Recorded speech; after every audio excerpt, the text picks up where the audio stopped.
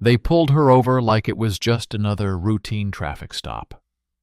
A lonely stretch of road. A black woman driving a clean SUV past midnight. 2 white officers. 1 flick of red and blue lights. And suddenly, silence became suspicion. They told her she ran a stop sign. She knew she didn't. She smiled anyway, because while they thought they were trapping her, she was watching them. The taller one tried to intimidate her with his flashlight. The stockier one circled the trunk like a vulture. And when the mysterious bag appeared out of nowhere, they grinned like they'd won something. But here's the part they didn't see coming. Naomi Carter wasn't scared. She was calculating. And beneath her jacket sleeve, a silent beacon had just sent a signal to people far more dangerous than 2 dirty cops. The hunt had begun. Only this time, the predator wore handcuffs on purpose. The road was empty except for the steady hum of Naomi Carter's SUV cutting through the darkness. The dashboard clock read 12:17 a.m. Beyond the windshield, the suburban town of Glen Ridge lay still. Street lamps flickering, shutters closed, silence reigning. She had driven this route countless times over the past few weeks. Same turns, same lights, same quiet. But tonight, it felt heavier, like something had shifted in the air. Naomi's fingers gripped the steering wheel loosely, her posture calm but alert. The mission was nearly over, and all she needed was 48 more hours to finish the last step. She approached the next intersection and stopped completely, her eyes catching the reflective glint of the stop sign. No traffic, no pedestrians. Nothing but the sound of tires rolling across asphalt. She turned left. Then came the lights, flashing, blue and red. A shrill siren shattered the silence.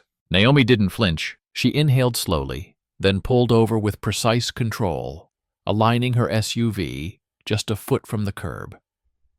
Engine off. Hands visible on the wheel. No sudden movements. In her rearview mirror, she saw the patrol car slide in behind her like a predator ready to pounce.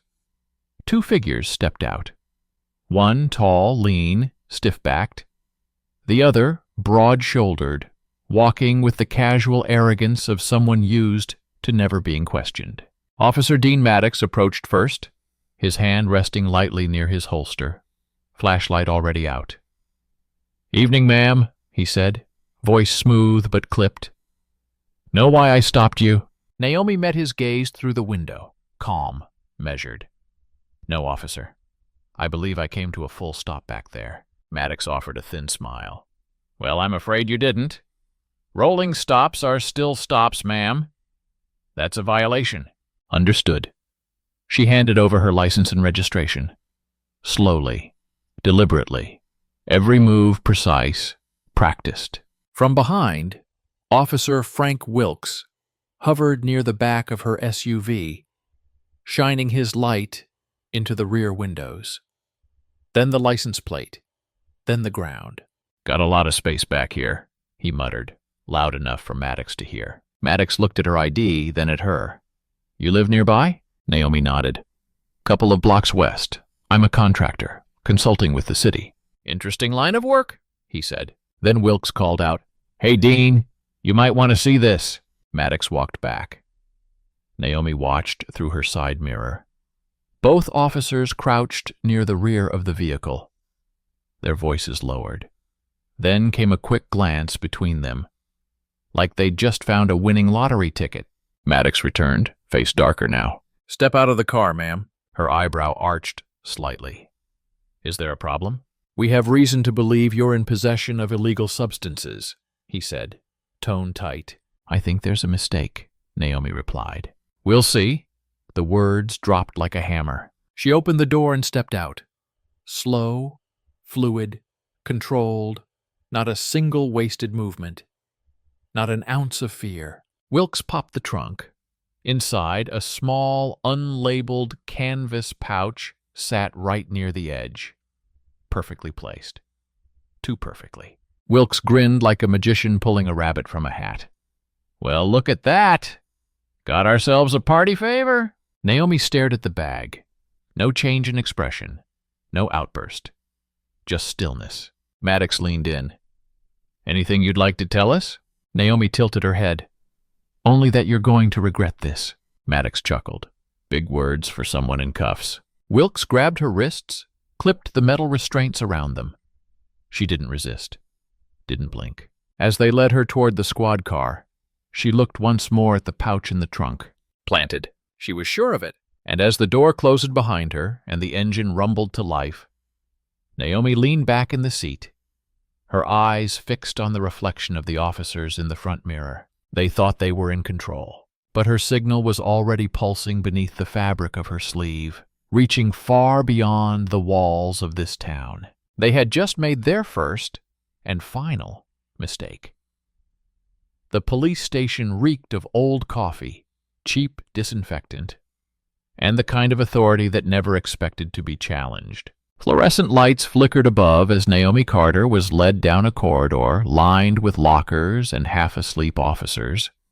Her hands were still cuffed, but her spine remained straight, eyes clear, footsteps steady. She counted the cameras, noted the blind spots, measured the silence between footsteps and the hum of the outdated HVAC. Dean Maddox strutted a few steps ahead, cocky and comfortable.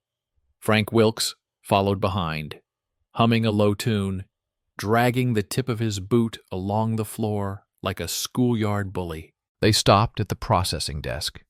A young officer looked up, clean-shaven, bright-eyed, nervous. His name tag read, L. Morgan. "Booking in," Maddox announced. "Drug possession, intent to distribute, caught red-handed." Wilkes dropped the canvas pouch on the counter. "She practically gift-wrapped it for us." Morgan hesitated, glancing at Naomi. Her calm unsettled him more than any outburst would have. She didn't look like someone who had just been caught with felony-level narcotics. "Name?" he asked softly. "Naomi Carter," she answered. "Occupation?" A pause, then consultant. Morgan raised an eyebrow but didn't push. He entered the info, fingers tapping slowly. Maddox leaned over. "Speed it up, rookie. She's not royalty." Naomi turned slightly, eyes locking with Morgan's. "No, but I am very particular about details," she said softly. Morgan blinked. They took her prints, snapped her photo under harsh lighting, then walked her toward the holding cells. The walk was short, but it felt slower, like time was stretching, breathing with her. Her cell was small, cold, shadowed. Just a metal bench, gray walls, and bars that whispered stories of people long forgotten. Maddox opened the gate, gesturing inside with mock politeness. "You're sweet, ma'am." Naomi stepped in without a word. As the door slammed shut, Maddox smirked. "Something tells me you're not used to accommodations like this." She tilted her head, studying him. "Something tells me you're used to getting away with this." His grin froze, only for half a second. But she saw it. Wilkes chuckled. "We'll see how witty she is after a night in that cage." They walked off, boots echoing down the hall. Naomi sat down, back straight, arms resting calmly on her knees, and then her hand moved. Barely. Just a shift of fabric against fabric brushing the inside hem of her jacket sleeve. The sensor was no larger than a button. She pressed, held, released. The signal was live. Somewhere beyond this sleepy town, encrypted systems blinked awake. Satellites repositioned. Coordinates locked in. The system she'd trusted for a decade now whispered across the globe. "Agent Carter. Signal verified. Contained. Awaiting action." She closed her eyes, not to sleep, but to sharpen her hearing. Footsteps, door slams, idle conversations from the break room. Everything was data, and it was all she needed. Meanwhile, back at the desk, Officer Morgan stared at her file on the screen. Something didn't sit right. Her background was thin, too thin. Her driver's license was real, but her employment history was vague. Consultant wasn't much of an answer. And then there was the pouch. It had been sitting almost theatrically at the front of the trunk, like it wanted to be seen. Wilkes was in the break room laughing about it already. "Did you see her face, man? Not even a twitch. Either she's CIA or she's numb." Maddox shrugged. "She's just another one with an attitude. Nothing special." Morgan frowned. But it wasn't just attitude. It was control. The kind that made people uncomfortable because it couldn't be rattled. Back in the cell, Naomi shifted her posture slightly, just enough to see the hallway shadows move. She could hear them joking, drinking, relaxing. They thought it was over, but the thing about power? It changes hands when you least expect it. She leaned back, looking up at the ceiling. There were 3 things she knew for certain. Maddox and Wilkes had done this before. This station had no idea who they'd just locked up. The clock was now ticking, and she was the one who started it. She whispered under her breath, almost like a prayer, but sharper. "Let's see how well you sleep tonight." Across the country, in a nondescript operations building buried beneath layers of bureaucracy and false addresses, a soft chime echoed. A technician looked up at the blinking monitor. "Signal. Active. Agent Carter. Contained. Priority. Immediate." He turned in his chair. "Sir, we've got a live ping. She's in." A man in a charcoal suit stood at the far end of the room, watching the wall of surveillance feeds without blinking. He didn't ask for confirmation. He already knew. "Location?" he asked. "Glenridge PD, cell block. Signal consistent for the last 20 minutes. The man nodded. "She waited. That means it's serious." He reached for a secure phone, his voice low, but absolute. "Activate. Overwatch. Begin passive collection. We move when she says the word." At Glenridge Police Station, Officer Luke Morgan couldn't sit still. He glanced again at Naomi Carter's file. There were holes, intentional ones. Her employment history was almost spotless but felt manufactured. Her license traced back clean. Her vehicle was registered. But something kept gnawing at him. And that bag, it was too conveniently placed, like it was staged. He knew Wilkes's style, casual, overconfident, sloppy. And Maddox? Methodical. Calculating. Dangerous. Because he always made it look legal. Morgan had been on the force barely 9 months, still green, but not blind. He tapped on the file again. Her address. Her supposed consulting firm. He tried calling the listed number. Disconnected. He looked at the security footage from the dash cam in the patrol vehicle. He scrubbed back to the moment Maddox opened her trunk, but the video skipped. The video. A full 8 seconds missing. Morgan's jaw tightened. In the holding cell, Naomi Carter hadn't moved in nearly 30 minutes, but her mind was sharp, dissecting every sound, every silence. She heard Morgan pacing again. He was close. She could feel it. They always thought betrayal came with a bang. It didn't. It came with doubt, with quiet. And Morgan was doubting. She shifted slightly, enough to draw his eye on the monitor. He stared at the grainy screen. She turned and looked straight at the camera, as if she could see him. Wilkes chuckled. "There's nothing to report, kid. She's done." But Morgan didn't respond. Instead, he opened the station's arrest database. He filtered by Maddox and Wilkes. Over the last 2 years, dozens of arrests. A pattern emerged. Minor traffic stops. People of color. Miraculously found narcotics. No body cam uploads, just paperwork. Convictions. Silence. He leaned back, heart pounding. At CIA Operations HQ, Agent Marcus Wynn, commander of Field Integrity, stepped into the surveillance bay. "Status? She hasn't spoken, sir. No demands, no contact, but she's clearly waiting." Wynn crossed his arms. "She's baiting them," he muttered. "Of course she is." He turned to the analyst. "Do we have eyes on the internal network?" "Yes, pulling case history now. We've got a match. Officers Maddox and Wilkes. Multiple arrests. All flagged for prosecutorial discrepancy, but nothing pursued. Internal corruption. Small-town bubble. Classic." He watched the monitor where Naomi sat still, hands folded, eyes open.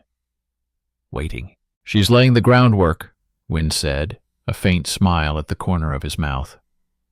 "Give her space. But be ready to storm the gates." Back at the precinct, Morgan stood outside the holding cell. Naomi looked up at him, calm as still water. "Something's bothering you," she said softly. He swallowed. "Why are you so calm?" She didn't answer right away. "Because I've seen what fear does to people, and I can't afford it." Morgan stepped closer to the bars. "You never gave consent to search your car, did you?" She tilted her head. "Do you really need me to answer that?" He hesitated. "You're not like them," Naomi added. "That's why it's eating at you." "I'm just trying to do my job." "No, you're trying to figure out if you have the courage to do the right thing, even if no one else will back you up." That hit deep. Morgan clenched his jaw, then turned and walked away. But the seed had been planted. In the surveillance room, Wynn leaned forward as the live feed caught Naomi's words. He watched Morgan's reaction with growing interest. "She's chosen him," Wynn said. "Smart." The analyst frowned. "What if he breaks?" Wynn shook his head. "She doesn't need him to win. She needs him to crack." An hour later, Morgan returned to the records room. He pulled case after case, printed them, marked the similarities, the inconsistencies. Then he did something he knew would get him suspended, maybe fired. He opened the body cam system and downloaded the internal logs. Timestamps didn't lie. There were whole minutes missing from both Maddox and Wilkes's recordings during key arrests. He stared at Naomi's file again. She wasn't just another suspect. She was playing chess, while the rest of them barely knew the rules. Back in her cell, Naomi whispered one word under her breath. "Soon." And miles away, a black SUV rolled down a quiet highway. Inside were 4 agents, dressed in civilian clothes, weapons concealed, but ready. "ETA 10 minutes, the driver said. The team leader nodded. "On Agent Carter's signal, we move, not before." Luke Morgan hadn't spoken a word in 20 minutes. He sat alone at the records desk. The blue glow from his screen, illuminating a face, caught somewhere between fear and awakening. The evidence didn't just whisper. It screamed. Missing footage, matching phrases in reports, identical arrest language reused across cases, and the timeline, too clean, too perfect. That bag in Naomi Carter's trunk, it wasn't her first frame job, but it could be the last. He stared at the report again, at Naomi's scanned signature. Something felt off. He zoomed in. The pen pressure was different on the signature than on the rest of the form. The curves were uncharacteristically sharp. The angle slightly wrong. Forged. He leaned back, stomach tight. His badge felt heavier now. Down the hall, Maddox leaned in the break room doorway. "You look pale, rookie." Morgan straightened. "Just tired. You'll get used to it. These late shifts grind you down. But you learn what matters." He sipped his coffee. "You do your job. You don't ask questions that get people hurt." Morgan met his eyes. There was something slick behind them, like oil floating on water. "I was just finishing up some reports," Morgan said quietly. Maddox nodded once and walked off, but the message had been clear. In her cell, Naomi sat motionless, listening. She felt it. Somewhere in the rhythm of the station. The hesitation. He was close. He just needed to break. When Morgan passed her cell again, she looked up. "You've seen it," she said. Morgan stopped. didn't speak. "I know that look," she continued. "It's the face of someone realizing the floor beneath them was always hollow." His jaw tightened. "You think if you speak up, everything will collapse." He took a slow breath. "Maybe it will." She stood, hands behind her back, calm. "Maybe it should." Morgan stared at her. And in that silence, something shifted.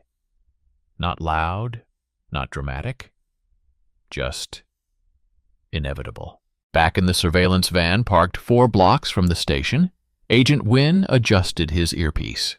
He had eyes on all critical feeds now: front desk, evidence locker, cell hallway. "She's pulling him in," said the agent beside him. "She's not pulling," Wynne corrected. "He's jumping." He watched the screen showing Morgan exiting the station, phone in hand, steps rapid but measured. "Where's he going?" "Signal tracing now. Looks like he's heading toward the City Records building." Wynne allowed himself a satisfied smirk. "He's chasing context." Inside the darkened City Records building, Morgan used his access badge to enter the archive room. He wasn't supposed to be here alone. He didn't care. He flipped through physical copies, arrest logs, scanner copies of handwritten notes, evidence chain of custody forms. Then he found it, a printout from 2 years ago. Same arresting officers, same charge, same bag description. Even the same misspelled word in the evidence log, substance. His hands shook slightly as he scanned the page. At the station, Maddox knocked once on the cell bars. Naomi looked up. "Get some rest," he said. "Court's early." She raised an eyebrow. "You worried I'll be too tired to plead guilty?" He chuckled. "You'll say what we tell you to say. Everyone does." "I'm not everyone," she said flatly. He lingered, just long enough to let the chill between them settle, then turned and left. Morgan returned near dawn. Naomi was still awake, eyes sharp, waiting. He unlocked the cell block door with trembling fingers. "I found it," he said. She didn't ask what. "You were right. They've done this before. More times than I want to believe." Naomi nodded once. No triumph, just gravity. "What do I do?" he asked. Her voice was calm, low. "You decide what kind of man you want to be. Then act like it." He swallowed hard. "They'll destroy me." She stepped forward, the bars between them cold, unmoving. "Then take them down first." At 7:14 a.m. in a gray operations room in D.C., Agent Wynne gave the nod. "Package confirmed. Local support in place. We move to Phase 2. "Extraction?" asked the field commander. Wynne shook his head. "No, not yet." She's still shaping the battlefield. Back in Glenridge, Morgan slipped a manila envelope into a priority mail slot. Inside, a printed report with falsified evidence logs, a flash drive containing missing body cam data, a handwritten note, requesting internal review, immediate attention required. It was addressed to the district attorney's office. Naomi said nothing, but as they turned the corner, she saw Morgan, standing in uniform, holding a folder. His eyes met hers. He gave the faintest nod. Naomi smiled, not with defiance, with precision, because now the floor was cracking, and no one heard it louder than the one standing directly above it. The courtroom smelled of old varnish and cold judgment. Wood-paneled walls, flags in the corner, a judge with heavy eyelids, and a schedule that didn't allow time for nuance. To him, it was just another arraignment. Naomi Carter sat at the defense table, wrists free, but posture restrained. She wore the same expression she'd worn since the moment of her arrest.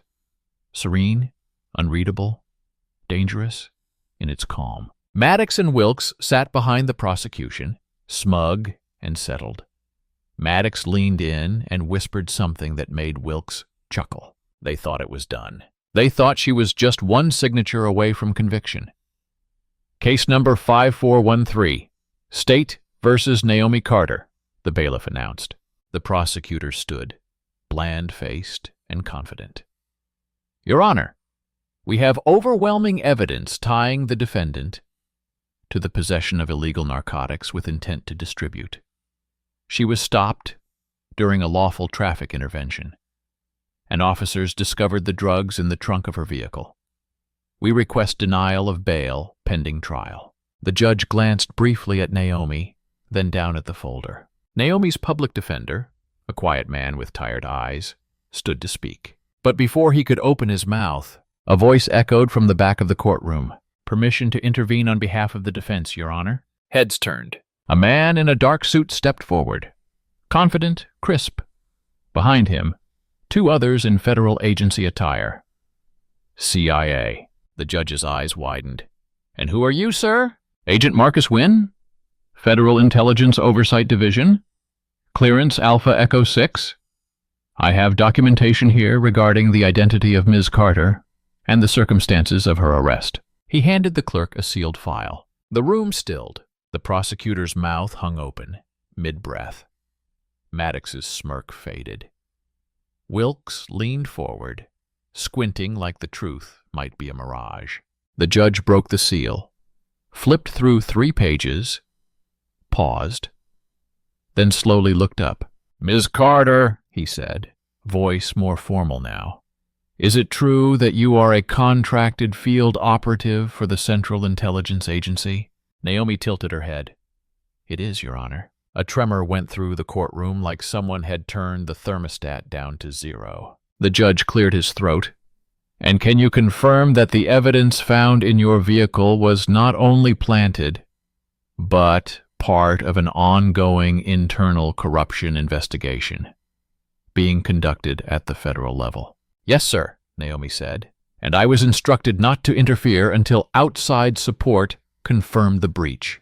Agent Wynn stepped forward again. "Your Honor, we request immediate dismissal of charges, sealing of this hearing's transcript, and full custody of Ms. Carter as a federal witness. We have additional information, recordings, officer testimony, and digital forensics that suggest not only misconduct, but systemic abuse of power by arresting officers." The judge leaned back, silence, a long one. Then, "So ordered." The gavel fell. Maddox was already standing. "This is outrageous. You can't just walk in here with some suit and—" "Sit down," the judge snapped, his voice thunderclap loud, "or I'll have you held in contempt." Wilkes tried to speak, but found his mouth too dry. 2 U.S. Marshals stepped toward them. "Dean Maddox, Frank Wilkes, by order of the U.S. District Court, you are being detained pending investigation." Wilkes turned to Maddox. "What the hell is happening?" Maddox didn't answer. He just stared at Naomi, and Naomi smiled. For the first time since the beginning, she let them see it. Not a smirk, not gloating, just the knowing smile of someone who had waited and won. Outside the courthouse, press hadn't arrived yet. Everything had been kept quiet, for now.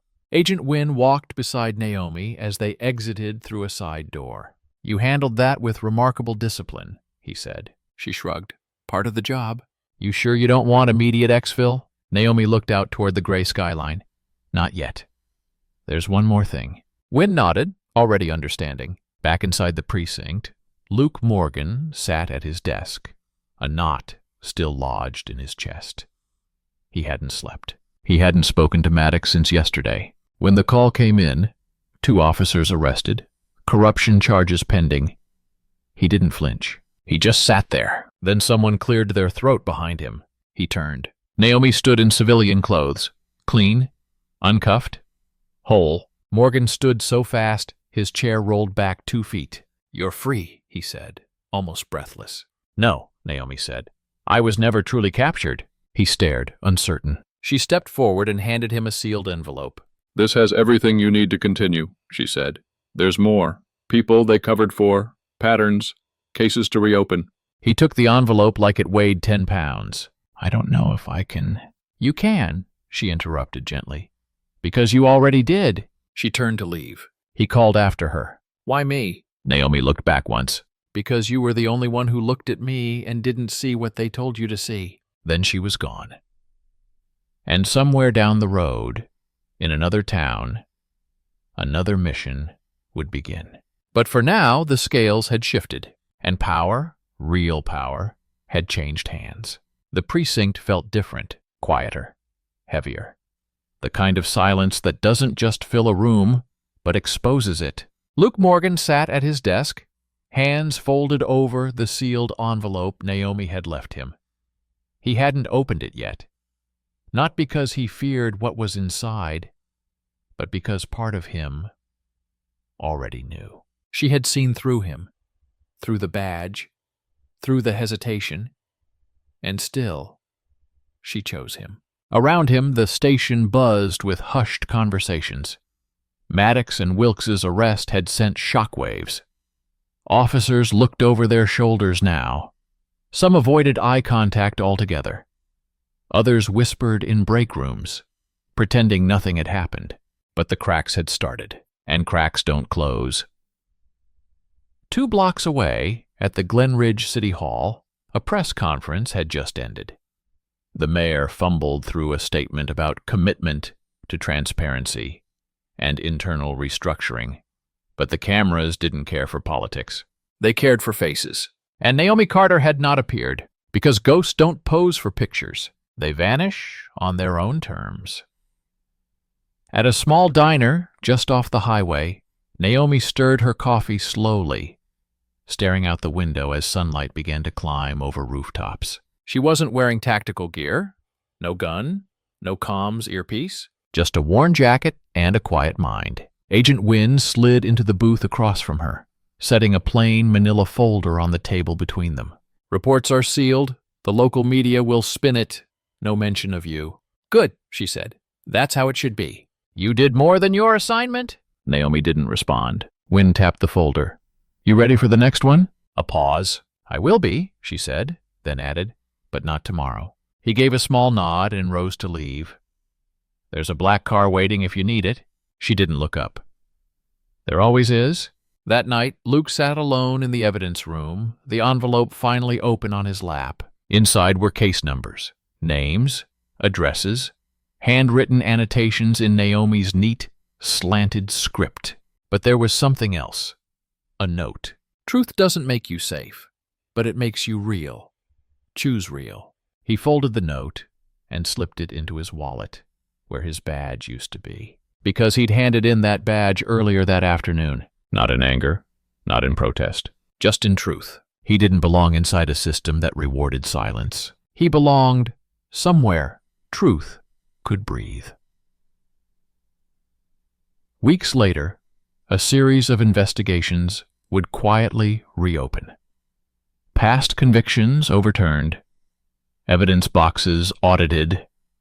A few more names would disappear from the station roster. And somewhere in the capital, Naomi would receive a short message. You were right. He cracked the ceiling, and now the light's getting in.